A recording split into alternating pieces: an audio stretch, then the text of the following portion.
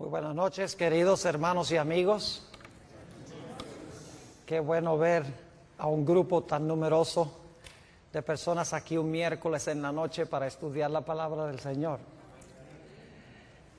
Como se anunció, vamos a estudiar en nuestro tema de hoy algunos detalles sobre tal vez la profecía más difícil de la Sagrada Escritura, Daniel, el capítulo 11.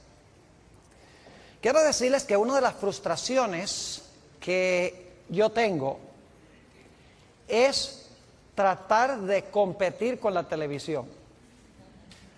Saben que nos hemos vuelto muy superficiales en nuestra forma de pensar. En gran medida ya no podemos pensar lógicamente ni podemos en realidad concentrarnos sobre el estudio de la palabra de Dios, al menos que haya algo emocionante, algo espectacular. Lo que vamos a estudiar esta noche es complejo, pero creo que van a darse cuenta que es de grandísima importancia para estos últimos días. Así que vamos a tomar unos minutos para pensar y razonar de una forma calmada, serena. Procuremos concentrarnos sobre lo que vamos a estudiar. Sin embargo, antes de entrar a nuestro estudio, queremos pedir la compañía de Dios. Así que les invito a que junto conmigo inclinen sus rostros y vamos a orar.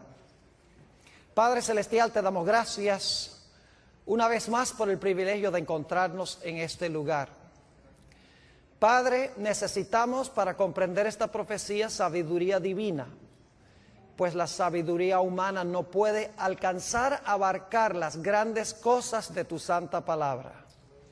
Así que pedimos que te manifiestes en este lugar por medio del ministerio de tu Espíritu Santo. Te damos gracias, Padre, por escuchar y responder nuestra oración, porque te lo pedimos en el nombre de Jesús. Amén. Al examinar los escritos del espíritu de profecía, es decir, los escritos de Ellen White, encontramos que ella solamente tiene 3 referencias al capítulo 11 de Daniel. Y ustedes se van a dar cuenta por qué estoy comenzando de esta forma mi presentación, porque vamos a compaginar la escritura con estos comentarios del espíritu de profecía. Uno de esos comentarios que ella tiene sobre Daniel 11 es un comentario muy general. Un segundo comentario que ella tiene es un poquito más específico. Y el tercer comentario que ella tiene, y recuerden que ella escribió más de 100,000 páginas, y solamente hace 3 referencias primarias a Daniel capítulo 11. La tercera referencia es bien específica, y allí ella cita versículos del capítulo 11 de Daniel. En efecto, ella cita los versículos 30 hasta el versículo 36 del capítulo 11. Solo una vez en todos sus escritos ella cita algún versículo de Daniel 11. En una cita ella menciona o pone allí en esa cita los versículos 30 hasta el versículo 36. Vale decir que ella nunca menciona los versículos controversiales, que son los versículos 40 al 45. No solo ella no cita estos versículos, sino que no usa ni siquiera el lenguaje de estos versículos.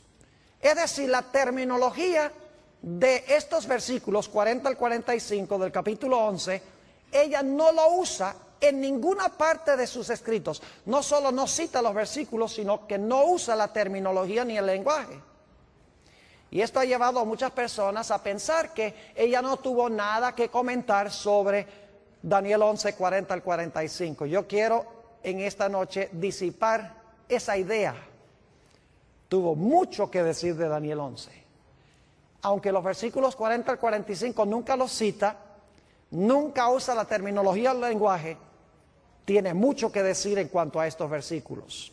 Ahora, quisiera para comenzar leer estas 3 citas que encontramos en los escritos de esta comentarista bíblica. La primera cita se encuentra en Testimonios para los Ministros, un libro que ella escribió a los pastores, página 112. Y aquí, como menciono, es una referencia bien indirecta. Dice allí, la luz que Daniel recibió de Dios fue dada especialmente para estos postreros días.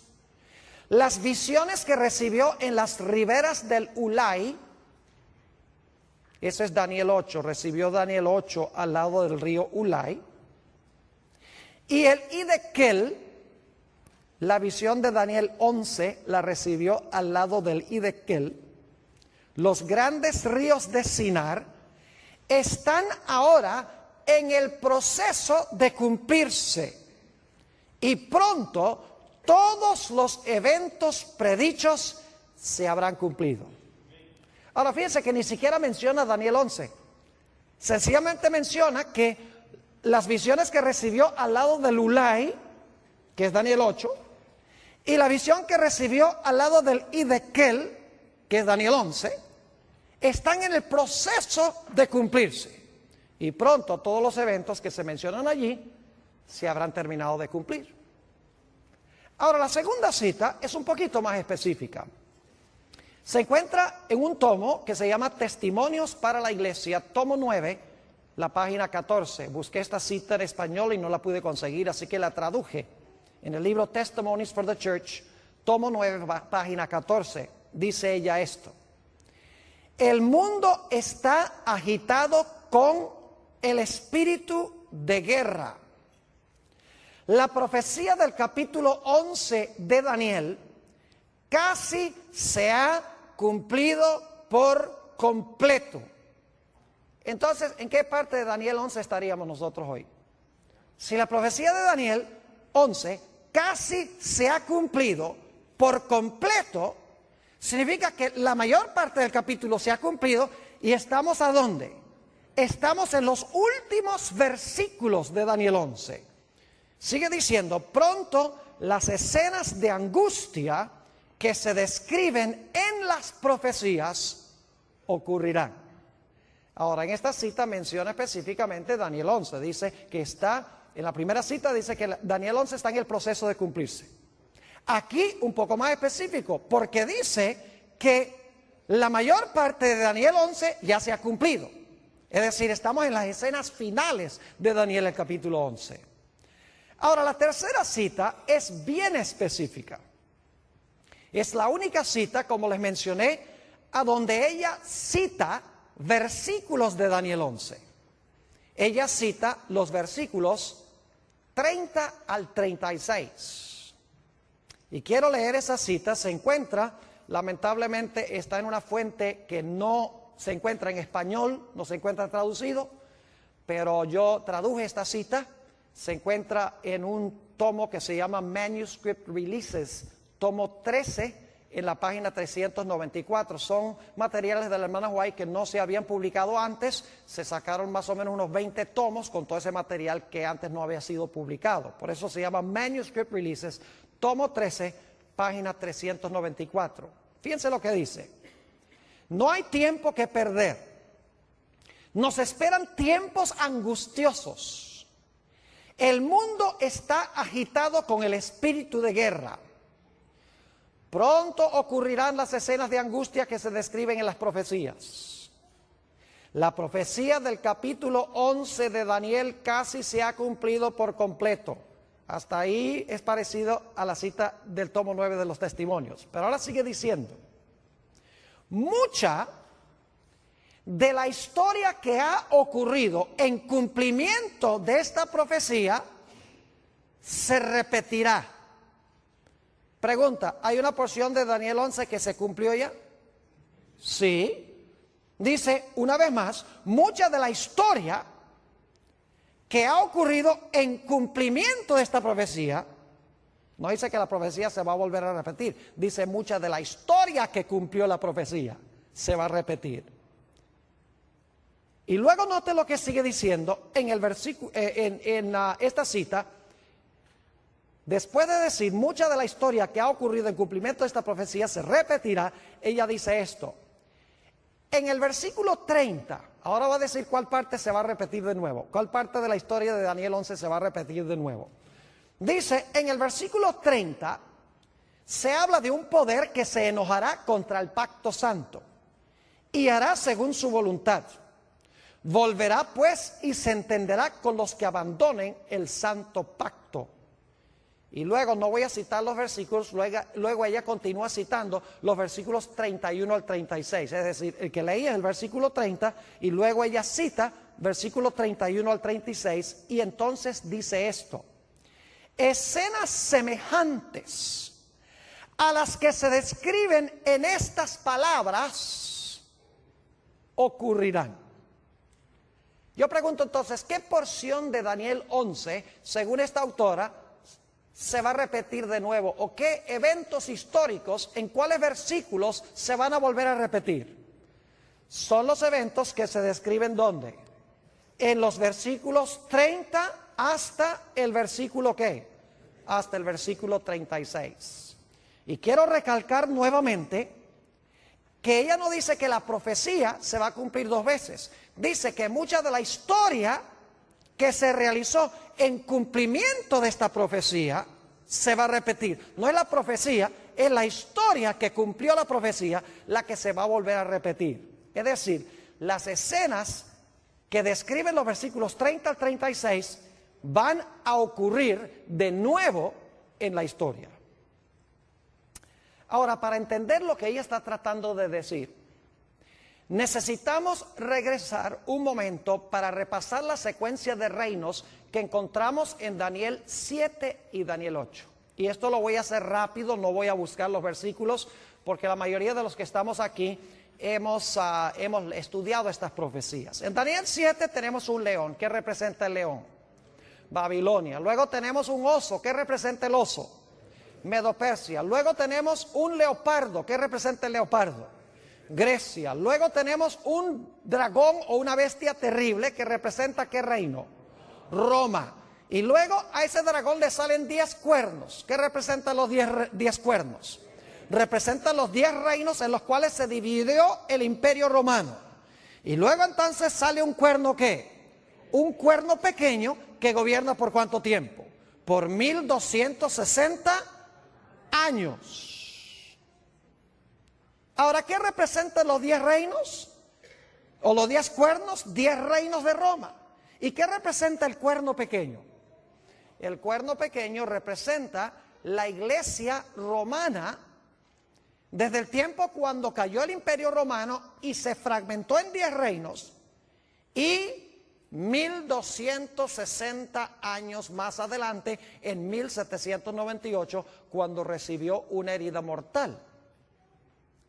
Es decir, tenemos cierta secuencia de reinos: Babilonia, Medo-Persia, Grecia, Roma pagana, Roma papal. Esa es la secuencia de reinos. Ahora necesito ir a Daniel 8, porque Daniel 8 sigue la misma secuencia, pero hay una excepción. En Daniel 8 no empieza con Babilonia, sino que empieza con ¿cuál reino? Empieza con Medo-Persia. ¿Recuerdan un carnero? ¿Cuántos cuernos tiene el carnero? 2. Uno es más alto que el otro y dice que este carnero representa ¿qué reino? Daniel 8 lo dice, versículo 20. Dice, el carnero representa el reino de Medo-Persia. Muy bien. Y luego después se levanta un macho cabrío que viene y ataca al carnero. ¿Y qué representa ese macho cabrío que tiene un cuerno notable entre sus ojos? Representa Grecia. ¿Y qué representa el cuerno notable? A su primer rey, Alejandro Magno. Y luego ese cuerno es quebrado, que significa que cae Alejandro Magno, y luego salen ¿cuántos cuernos? Salen cuatro cuernos, y en medio de esos 4 cuernos sale un cuerno ¿qué? Un cuerno pequeño. Ahora, claramente en Daniel 8 dice que el carnero representa a Medo-Persia. No cabe duda que el macho cabrío representa a Grecia. Su primer rey es Alejandro Magno. Los 4 cuernos que salen cuando ese cuerno grande es quebrado representan los 4 reinos en que se fragmentó el reino griego. Y luego entonces encontramos el cuerno pequeño, que si ustedes estudian con cuidado Daniel 8, van a encontrar que el cuerno pequeño tiene dos etapas. En primer lugar, el cuerno pequeño se extiende horizontalmente, porque conquista al norte, a la tierra deseable y al sur. Es decir, se extiende geográficamente. Pero luego dice que ese cuerno pequeño se mete con el reino de Dios y pisotea el santuario de Dios. Es decir, al principio es un cuerno político, pero luego se convierte en un poder religioso. Dos Romas, Roma política y Roma ¿qué? Y Roma religiosa. Es decir, tenemos la misma secuencia. Tenemos, en Daniel 7 empieza con Babilonia, ya Daniel 8 empieza con Medo-Persia, Grecia, Roma política, luego Roma papal o Roma religiosa. Ahora, con este trasfondo podemos entender un poco mejor la secuencia de Daniel 11. Vayan conmigo a Daniel 11 y vamos a leer empezando en el versículo 2. Lógicamente no podemos estudiar todos los detalles de este capítulo porque nos tomaría demasiado tiempo. Lo que quiero es que vean la secuencia de reinos. Daniel 11 y el versículo 2. Fíjense con qué reino comienza Daniel 11. Y ahora yo te mostraré la verdad. He aquí que aún habrá 3 reyes ¿en qué? En Persia. Y el cuarto se hará de grandes riquezas más que todos ellos. Y al hacerse fuerte con sus riquezas levantará a todos contra el reino ¿de qué? De Grecia. ¿Con qué empieza Daniel 11? Con Persia. ¿Empezó Daniel 8 con Persia? Claro que sí. Ahora, note lo que dice el versículo 3. Acaba de mencionar el reino de Grecia y dice en el versículo 3, se levantará luego un rey valiente, el cual dominará con gran poder y hará su voluntad. Ese es el cuerno notable en Daniel 8. Pero cuando se haya levantado, su reino será ¿qué? ¿Qué pasó con el cuerno en Daniel 8? Fue quebrado. ¿Y repartido hacia qué cosa? Los 4 vientos. ¿Cuántos cuernos salieron en Daniel 8 después que el cuerno notable fue quebrado? 4, exactamente. Dice, no a sus descendientes, ni según el dominio con que él dominó, porque su reino será arrancado y será para otros fuera de ellos. Es decir, su reino no fue a ninguno que descendió de él. Históricamente eso es cierto. Así que en Daniel 11 empezamos en primero con Persia, luego continuamos con ¿quién? Grecia, el cuerno notable que es quebrado, 4 reinos que se levantan de allí. Y entonces quiero que noten cuál es el siguiente poder. Daniel 11 y el versículo 22, estamos saltando algunos versículos porque solo quiero que capten la secuencia de reinos. Daniel 11 y el versículo 22. Dice, las fuerzas enemigas serán barridas delante de él como con inundación de aguas. Serán del todo destruidos junto con el príncipe del pacto. Ahora esa palabra destruidos mejor se traduce quebrantados. Es decir, ¿quién iba a ser quebrantado? El príncipe ¿de qué? El príncipe del pacto. Ahora yo pregunto, históricamente, ¿quién fue el que quebrantó al príncipe del pacto? ¿Qué imperio quebrantó al príncipe del pacto? ¿Fue quebrantado por quién? Por Roma. ¿Cuál Roma? ¿La Roma papal o la Roma pagana? La Roma pagana. Ahora yo pregunto, si Daniel 11 está siguiendo la misma secuencia de Daniel 8, ¿cuál esperaríamos que sería el siguiente reino? Tiene que ser Roma religiosa, ¿sí o no? Porque hemos visto Daniel 7, Babilonia, Medo-Persia, Grecia, Roma pagana, 10 reinos, cuerno pequeño. Hemos visto en Daniel 8 que comienza con Persia, luego Grecia, el cuerno notable, los 4 cuernos, luego entonces viene Roma en su fase política, luego entonces viene Roma en su fase religiosa. Daniel 11 tenemos lo mismo, tenemos a Persia, tenemos luego a Grecia, tenemos el rey notable, tenemos los 4 cuernos y luego entonces el poder que quebranta al príncipe del pacto, que fue Roma pagana. Es decir, el siguiente reino tiene que ser, ¿cuál Roma? Tiene que ser Roma papal, la Roma religiosa. Ahora vamos a Daniel 11 y vamos a leer aquí algunos versículos para que ustedes vean qué poder se describe aquí. el capítulo 11 y el versículo 31. Y se levantarán de su parte tropas, es decir, de parte de este poder que representa a Roma papal, que profanarán el santuario y la fortaleza, quitarán el continuo y pondrán la abominación asoladora. Yo pregunto, ¿es eso lo que hizo el cuerno pequeño en Daniel 8? Pisoteó el santuario, quitó el continuo, puso la abominación asoladora. Léanlo en Daniel 8. Fue lo que el cuerno pequeño hizo en su fase religiosa. Es decir, esto es paralelo al periodo del cuerno pequeño en su fase religiosa. Versículo 32, lástima, no tenemos tiempo de estudiar todo esto, porque cada detalle vale la pena estudiarlo. Dice, con lisonjas seducirá a los violadores del pacto, mas el pueblo que conoce a su Dios se esforzará y actuará. ¿Habrá un remanente fiel? Claro que sí. Versículo 33, y los sabios del pueblo instruirán a muchos, y por algunos días caerán. ¿Quiénes van a caer? Los sabios del pueblo, ¿verdad? ¿Y cómo van a caer? Dice, a espada, a fuego, en cautividad y en despojo. 4 métodos en que iban a caer los fieles de Dios. Y saben que si ustedes miran la Edad Media, van a encontrar que estos 4 métodos eran los que eran usados por la iglesia, empleando al Estado para perseguir a los que no estaban de acuerdo con las enseñanzas de la iglesia nominal de aquella época. ¿Han oído de que los mártires eran puestos en una estaca y quemados en la hoguera? ¿Han oído de que eran encarcelados, iban en cautividad?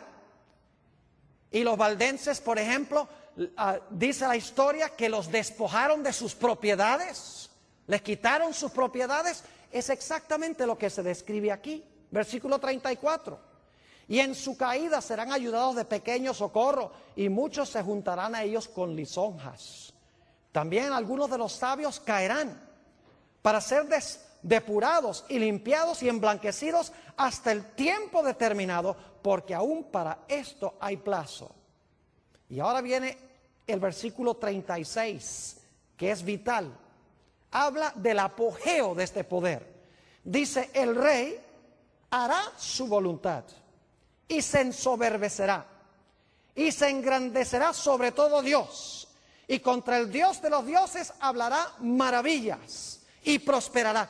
Yo pregunto, ¿el cuerno pequeño habló grandes palabras contra Dios?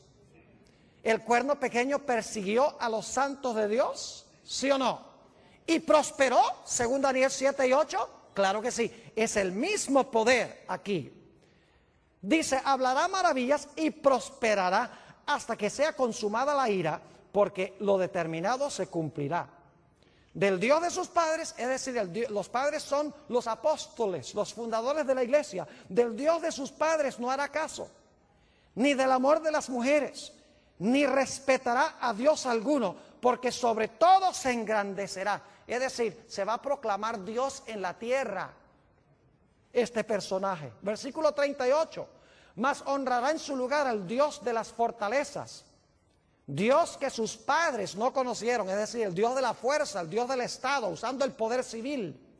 Lo honrará con oro y plata, con piedras preciosas y con cosas de gran precio. En la misma descripción del traje de la grande ramera de Apocalipsis, el capítulo 17. Versículo 39, con un Dios ajeno se hará de las fortalezas más inexpugnables y colmará de honores a los que le reconozcan, y por precio repartirá la tierra.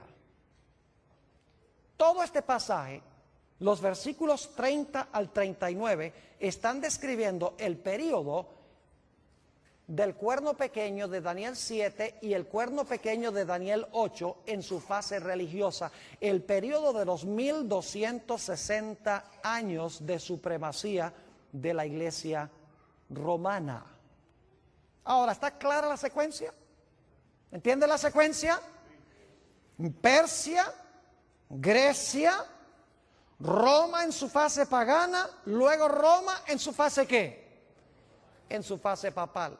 Pero yo pregunto, según las profecías, ¿cuántas etapas de dominio tiene el cuerno pequeño o la bestia, o en este caso el rey del norte? ¿Cuántas etapas de dominio tiene? A ver, díganme ustedes. Tiene dos. ¿Cuál es la primera? ¿Gobernó por cuánto tiempo? 1260 años. ¿Verdad que sí?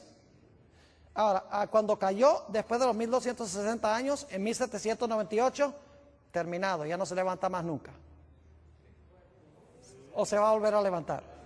¡Oh, se va a volver a levantar! Porque Apocalipsis 13 dice que la bestia que gobernó 42 meses, que es lo mismo que los 1260 días, iba a recibir una herida, ¿qué? Mortal. Y por un tiempo iba a estar fuera de comisión. Y luego su herida de muerte se iba a ¿qué? Sanar, y nuevamente iba a gobernar ¿qué cosa? El mundo. Ahora podemos entender por qué Ellen G. White dijo que escenas semejantes a las del pasado se iban a repetir. ¿Me están entendiendo lo que estoy diciendo? Porque el mismo poder que dominó en el pasado, que recibió una herida mortal, que ha estado herido a este sistema, porque no puede usar el poder civil como lo hacía en la Edad Media, ese poder se le va a sanar la herida y luego va a repetir lo que hacía ¿cuándo? Lo que hacía durante los 1260 años. Por eso es que la autora que leímos dice, nuevamente, leo esta cita, dice, escenas semejantes a las que se describen en este versículo o en estas palabras ocurrirán de nuevo. Y luego entonces llegamos al versículo 40. Ahora yo quiero decirles cómo se relaciona el versículo 40 con los versículos 31 al 39. En el versículo 40 habla del rey del sur que se acornea contra el rey del norte. Es decir, el rey del sur ataca al rey del norte en el tiempo del fin. Pero luego dice que el rey del norte levanta contra el rey del sur, ¿qué cosa? Tempestad. Y se lanza contra él. Y si siguen leyendo hasta el versículo 45, se van a dar cuenta que el rey del norte, que dominó durante los 1260 años, versículo 31 al 39, y que recibió una herida mortal por parte del rey del sur en 1798, cuando el rey del sur se acorneó contra él, ese poder dice que va a conquistar al rey del sur y nuevamente va a llegar a tener un dominio mundial, un dominio global.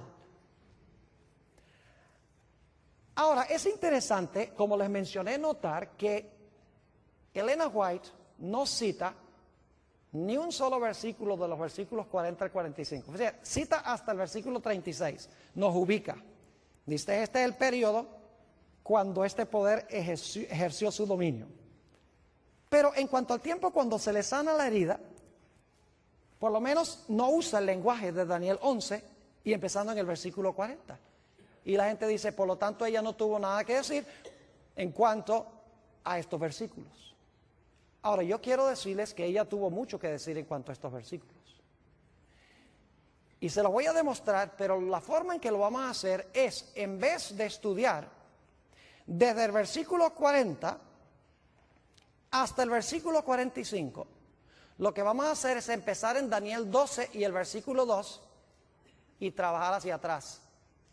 En vez de ir hacia adelante del 40 a Daniel 12.2, vamos a empezar en Daniel 12.2 y vamos a trabajar deductivamente, vamos a regresar hacia el versículo 40. ¿Entiende lo que vamos a hacer? Ahora, ustedes dicen, ¿por qué va a hacer esto, Pastor Bor? Le voy a explicar.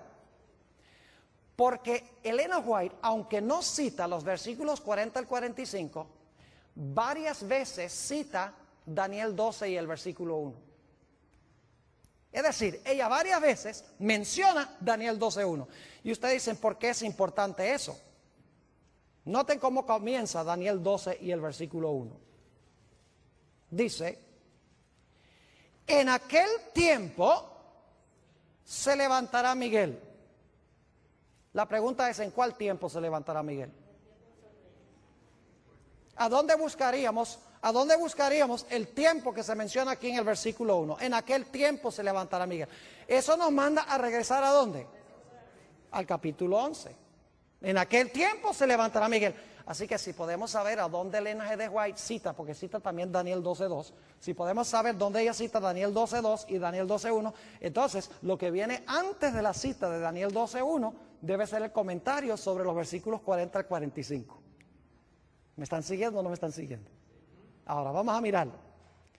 Tengo en mi mano este librito que se llama El conflicto de los siglos. Está bien usado. Y a propósito traje un ejemplar bien feo para que lo pongan en cámara, porque así debe estar el conflicto de los siglos de ustedes. No debe estar en papel celofán. Debe estar bien usado. Ahora, lo que yo quiero compartir con ustedes es extraordinario, porque va a mostrarles que Elena G. de White tenía más que sabiduría humana. Es increíble cómo ella compagina perfectamente con la profecía de Daniel 11 sin usar el lenguaje. Yo creo que ella misma tal vez ni sabía lo que estaba haciendo. Ahora escuchen bien, les voy a dar las páginas. En la página 695, y no voy a leer todas las citas, pero en la página 695 del conflicto de los siglos, ella cita Daniel 12 y el versículo 2. Ahora, ¿qué es lo que dice Daniel 12 y el versículo 2? Dice: y muchos de los que duermen en el polvo de la tierra serán despertados, unos para vida eterna y otros para vergüenza y confusión perpetua. En la página 695 del conflicto de los siglos, ella cita ese versículo. Ahora queremos trabajar un poquito más hacia atrás. ¿Saben ustedes cómo se llama el capítulo a donde ella cita ese versículo de Daniel 12 y el versículo 2? El título de ese capítulo es La liberación del pueblo de Dios.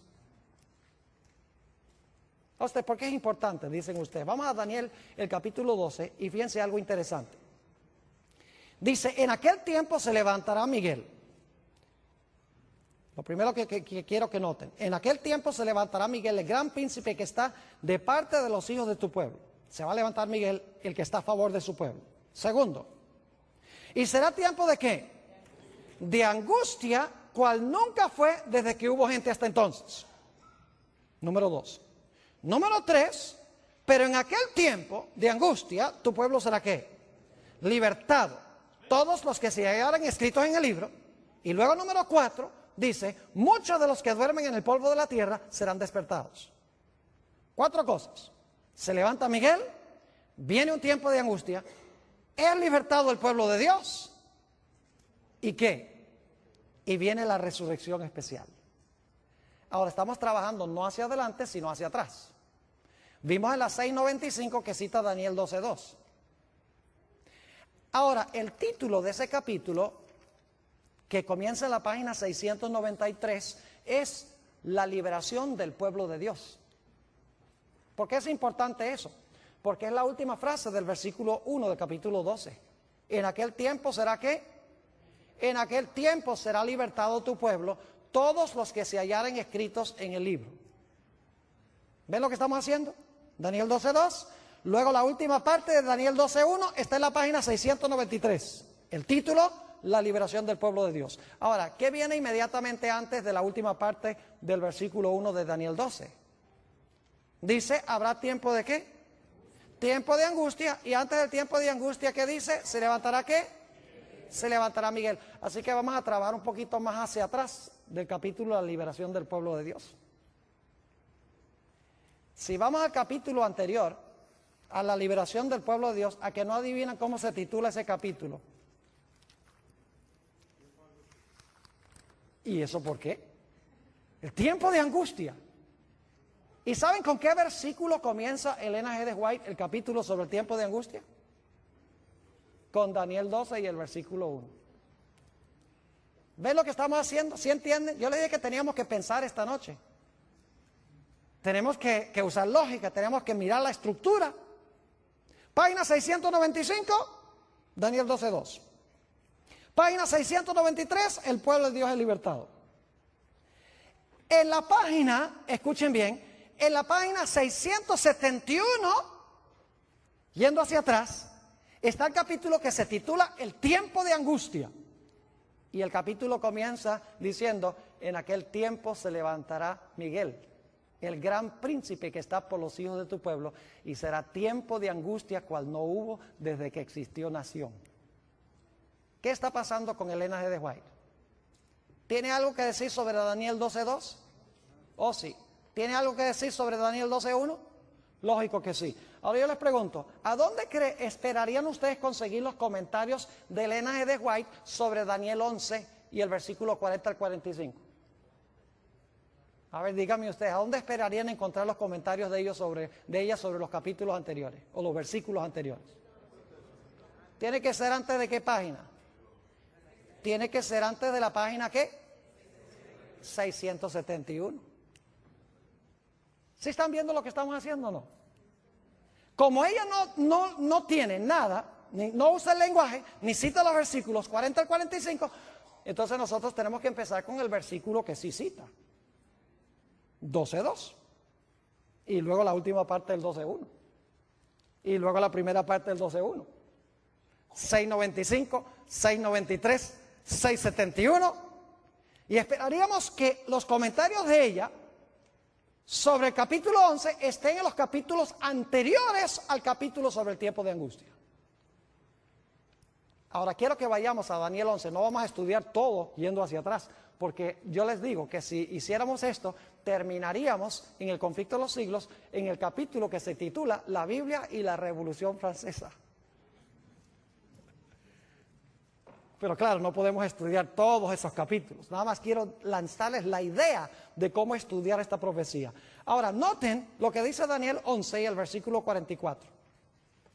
Cuando el rey del norte está en su apogeo, cuando se le ha sanado la herida a la iglesia romana y está dominando el mundo, según la Biblia, dice que algo va a pasar. Versículo 44. Pero noticias del oriente y del norte lo atemorizarán. Otras versiones dicen que nuevas del oriente y del norte lo espantarán. ¿Y qué va a ser como resultado de esas nuevas que vienen del norte y del oriente? Dice, ¿y qué? Y saldrá con gran ira para destruir y matar ¿a qué? A muchos. ¿Captan lo que dice el versículo? Hay ciertas noticias que vienen del norte y del oriente que espantan al rey del norte, y la reacción de él es salir ¿a qué? Salir a matar y destruir. ¿A quiénes? ¿A todo el mundo? En Daniel es el pueblo de Dios. A usted dice, ¿qué es eso de nuevas del oriente y del norte? Bueno, vamos a Apocalipsis el capítulo 7 y fíjense algo muy interesante. Fíjense lo que viene del oriente según el libro de Apocalipsis. Apocalipsis el capítulo 7 y el versículo 2. Vi también otro ángel que subía de donde sale el sol. ¿Qué punto del compás es ese? Del oriente, muy bien. Y tenía ¿qué cosa? El sello del Dios vivo. Y clamó a gran voz a los 4 ángeles a quienes se les había dado poder de hacer daño a la tierra y al mar, diciendo, no hagáis daño a la tierra ni al mar ni a los árboles hasta que hayamos sellado en sus frentes a los siervos de nuestro Dios. ¿Qué es lo que viene del oriente aquí? El ángel que trae ¿qué?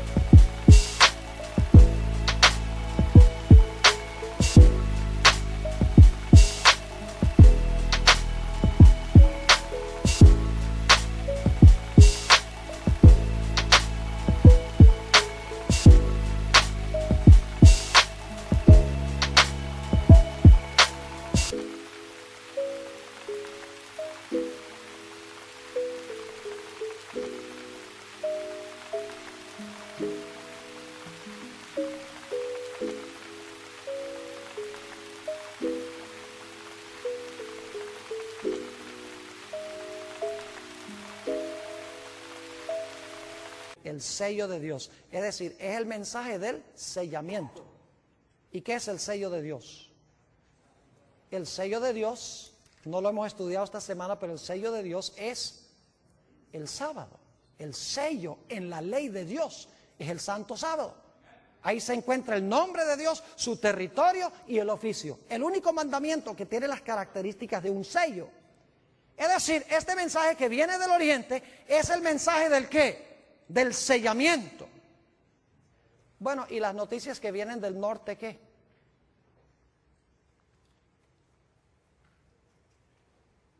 Ahora, nosotros generalmente pensamos en los puntos del compás. ¿Dónde queda el norte aquí? Que estoy un poquito desubicado. ¿Hacia allá? Ok, nosotros generalmente pensamos norte hacia adelante, sur hacia atrás, oriente a la derecha y occidente a la izquierda. Pero técnicamente hablando, el norte es arriba y el sur es abajo. El oriente es la mano derecha y el occidente es la mano izquierda. Yo pregunto, ¿a dónde tiene Dios su trono? En el cielo.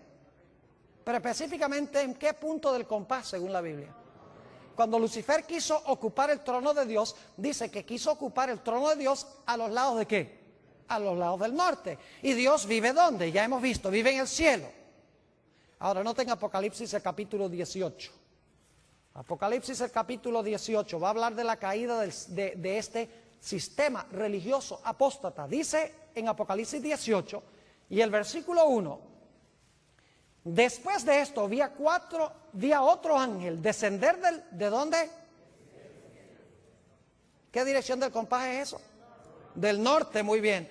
Después de esto vi a otro ángel descender del cielo con gran poder y la tierra fue alumbrada con su gloria. Pregunto, ¿son nuevas que vienen del norte, sí o no? ¿Sí? ¿El sello viene del oriente? Claro que sí. Y clamó con voz potente diciendo: ha caído la gran Babilonia, que dicho sea de paso, el mismo rey del norte de Daniel el capítulo 11. Y se ha hecho habitación de demonios y guarida de todo espíritu inmundo y albergue de toda ave inmunda y aborrecible. Es decir, este sistema religioso ha caído porque impone la marca de la bestia, mientras que Dios, ¿qué es lo que da? Su sello. Versículo 3. Porque todas las naciones han bebido del vino del furor de su fornicación, y los reyes de la tierra han fornicado con ella, y los mercaderes de la tierra se han enriquecido de la potencia de sus deleites. Y ahora escuchen, esto es lo que especialmente espanta a este sistema, no solamente porque se está predicando que el sistema ha caído, sino que se está llamando a los que están en el sistema a salir. Dice en el versículo 4, y oí otra voz del cielo que decía: salid de ella, pueblo mío, para que no seáis partícipes de sus pecados, ni recibáis parte de sus plagas. Yo pregunto entonces, ¿cuáles son las nuevas que vienen del oriente y del norte que espantan a este rey del norte humano que quiere usurpar el lugar de Dios? Es el mensaje de ¿qué? Del sellamiento y el mensaje de que Babilonia ha caído y la invitación de que los fieles de Dios salgan de ese sistema apóstata. Ahora, volviendo otra vez al espíritu de profecía, a que no adivinan cómo se llama el capítulo antes del capítulo que dice tiempo de angustia.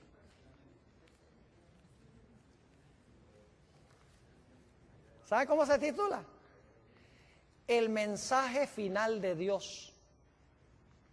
¿Y saben con qué pasaje comienza Elena G. de White ese capítulo? En la página 661. Después de esto vi a otro ángel descender del cielo con gran poder, y la tierra fue alumbrada con su gloria. Cita Apocalipsis 18 y el versículo 1 al 4. ¿Y saben qué más dice en ese capítulo? Dice en primer lugar que los poderes del mundo unidos, el protestantismo apóstata, con la iglesia romana y con los reyes de la tierra, están imponiendo por ley la observancia del primer día de la semana. Mientras que el pueblo de Dios, dice allí, con rostros iluminados, está yendo y proclamando que Babilonia ha caído y que la gente debe recibir el sello de Dios, debe guardar el sábado como señal de su lealtad a Dios. Y dice ella allí que como resultado del mensaje que proclama el pueblo de Dios, para usar una buena expresión puertorriqueña, los poderes religiosos del mundo se van a enfogonar contra el pueblo de Dios. Yo pregunto, ¿es lo mismo que encontramos en el versículo 44? Claro que sí. Solo que ella no está usando el lenguaje, pero sí está describiendo los eventos sin usar el lenguaje. En un momento le voy a explicar por qué no usó los versículos ni usó la terminología.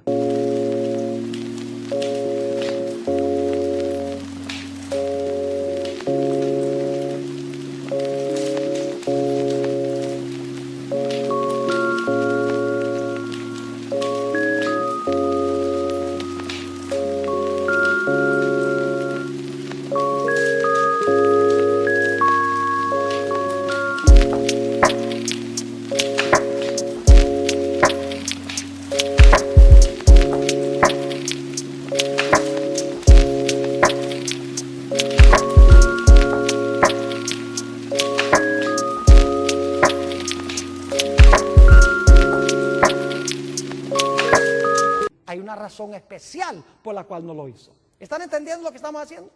Página 695, Daniel 12:2. Página 693, la última frase de Daniel 12:1. Tu pueblo será libertado. Página 671, se levantará Miguel y habrá tiempo de angustia.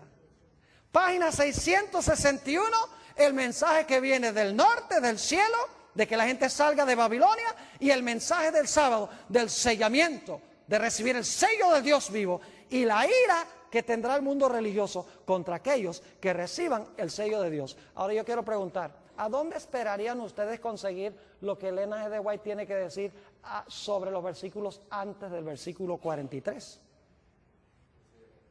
O antes del versículo 44. ¿A dónde esperarían conseguir los comentarios de ella? ¿Antes de qué página? Antes de la página 661. Y si tuviese tiempo, que no lo tengo, iríamos hacia atrás en el conflicto de los siglos y veríamos que Elena G. de White, en su orden cronológico exacto, describe los eventos que se encuentran en los versículos 40, 41, 42 y 43. La única razón por la cual nosotros nos hemos movido de adelante hacia atrás es porque no podemos empezar en el versículo 40, porque Elena G. de White no tiene referencia a ese versículo. Ni al 41, ni el 42, ni el 43, ni el 44, ni el 45. Pero sí tiene Daniel 12:1. Entonces uno, si cita Daniel 12:1 y dice, en aquel tiempo se levantará Miguel. Entonces, aquel tiempo son los versículos anteriores y trabajamos hacia atrás.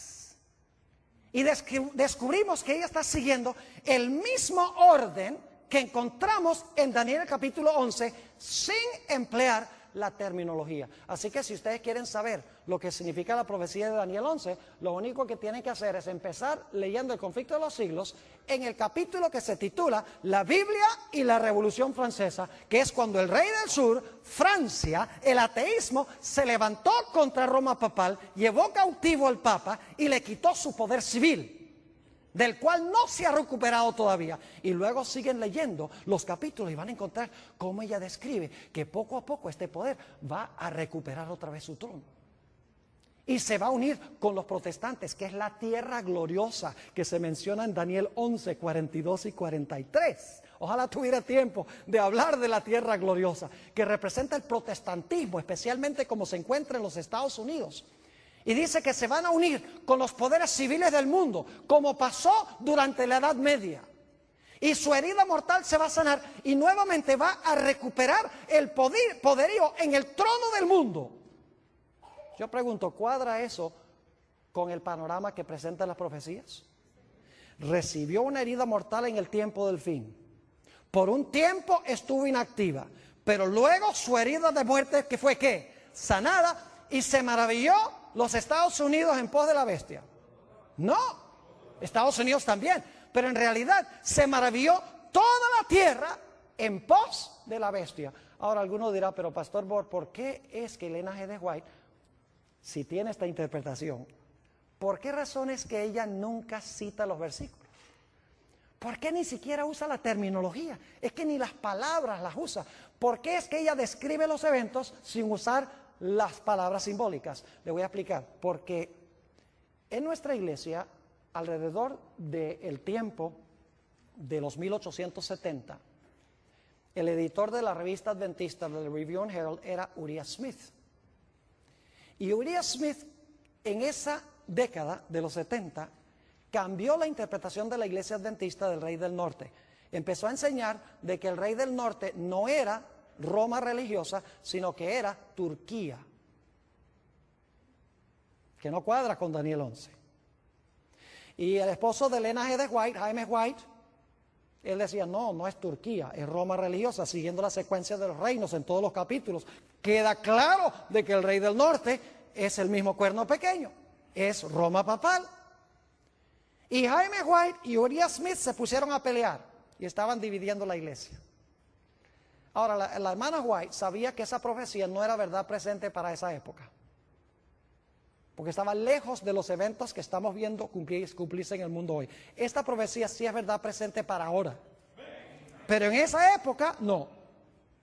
En esa época, hace 120 años, hace 130 años, en realidad no era vital definir en ese momento quién era el Rey del Norte y dividir a la iglesia. Así que Elena G. de White dijo, voy a ser sabia. En vez de tomar la parte de mi esposo y que todo el mundo diga, claro, es el esposo.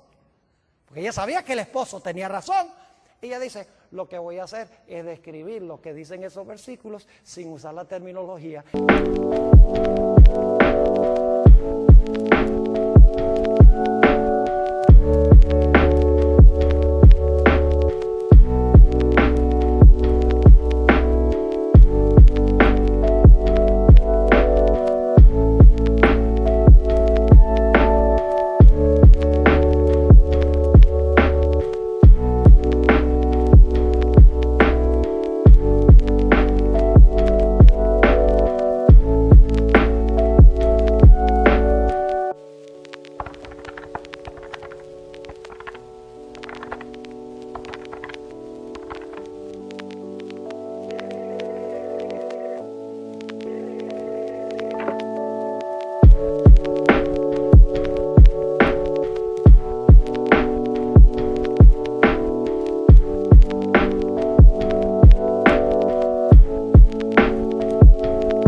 Algún día alguien inteligente va a descubrir lo que hice.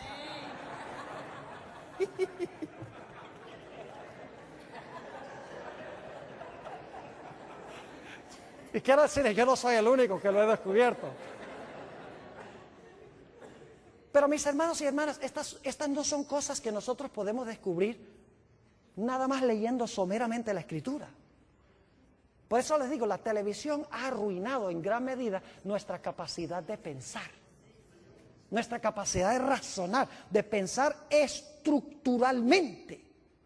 Ya no lo hacemos, porque todo lo queremos digerido, queremos ahí sentarnos a ver la telenovela, todo está ahí superficial. Y hemos dejado de razonar, de pensar, de luchar con los grandes problemas que presentan las profecías y las Escrituras. Yo pienso que puedo regañarlos porque esta noche es mi última noche. Ahora escuchen bien. Algunas personas preguntan, Pastor Borg, ¿por qué Elena G. de White no menciona a Islam en las profecías? Porque hoy en día hay algunos en la iglesia adventista que están encontrando a Islam. Inclusive hay un teólogo famoso de la iglesia adventista que está diciendo que el cuerno pequeño es Islam. Y bien famoso, no voy a mencionar su nombre porque esto va a salir al aire. Pero está diciendo que el cuerno pequeño es Islam. Porque como los musulmanes están en las profecías, están en la historia ahora, en las noticias, tiene que estar en la Biblia. Lo mismo hizo Uriah Smith en la década de los 1870, como Turquía estaba en las noticias, dice, hay que conseguir a Turquía. ¿Cuántas veces menciona Elena G. de White a los musulmanes como cumplimiento profético en la última mitad del conflicto de los siglos? Ni una sola vez. Ahora, yo creo que lo que está pasando con los musulmanes puede precipitar el cumplimiento de profecías bíblicas, pero no es el cumplimiento de una profecía bíblica. ¿Me estoy explicando? Es decir, puede ser funcional en llevar a cumplir profecías bíblicas, pero no es el cumplimiento de una profecía bíblica. Yo les voy a decir, hay 3 razones por las cuales yo creo que se ha levantado Islam para cumplir profecías bíblicas. Número 1, porque Satanás quiere poco a poco que la gente pierda sus libertades en este país. Porque él sabe que no puede quitar la libertad de la noche a la mañana. Y no voy a describir cómo poco a poco hemos ido perdiendo nuestras libertades, no radicalmente, pero poco a poco. Y va a ser muy fácil algún día usar todas estas, la ley patriota y todas estas cosas, como una excusa para que nosotros seamos echados en la cárcel y no podamos tener un abogado ni nos digan de qué nos están acusando. Y para que puedan escuchar nuestras conversaciones telefónicas. ¿Me estoy explicando? Primera razón, para perder las libertades poco a poco. Segundo, para traer a los Estados Unidos a la prominencia a nivel global. Porque eso es lo que Apocalipsis 13 dice que tiene que pasar. Los Estados Unidos tiene que, como decimos en inglés, flex its muscles. Porque es el país, es el poder prominente en Apocalipsis 13, unido con Roma papal. Y en tercer lugar, fíjense qué sabio es el diablo. El diablo yo creo que se va a morir por trasnochado, por estudiar las Sagradas Escrituras. Porque él estudia las profecías para ver cómo contrarrestar las profecías como las presenta Dios en la Biblia. ¿Saben ustedes que hoy en día la mayoría de las iglesias están mirando al Medio Oriente para el cumplimiento de las profecías?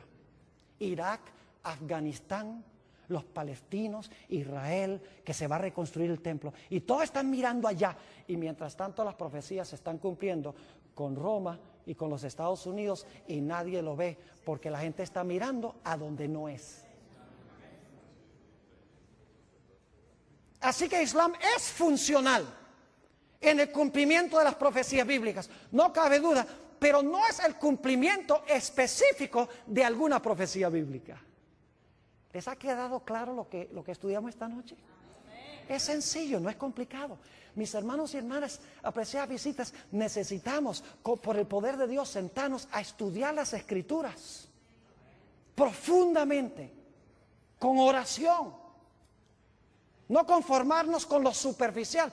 No venimos a la iglesia a que nos entretengan o a gozar. Hoy en día esa es la moda en la iglesia. Ay, que me den mucha música y muchos adornos y muchas cosas. Creo en la música, gloria a Dios, es un apoyo. Pero nunca sustituyamos los adornos por el mensaje. Estamos viviendo en tiempos tremendos. Y ojalá que Dios nos ayude a entender estas profecías y que estemos en el lado correcto en el gran conflicto.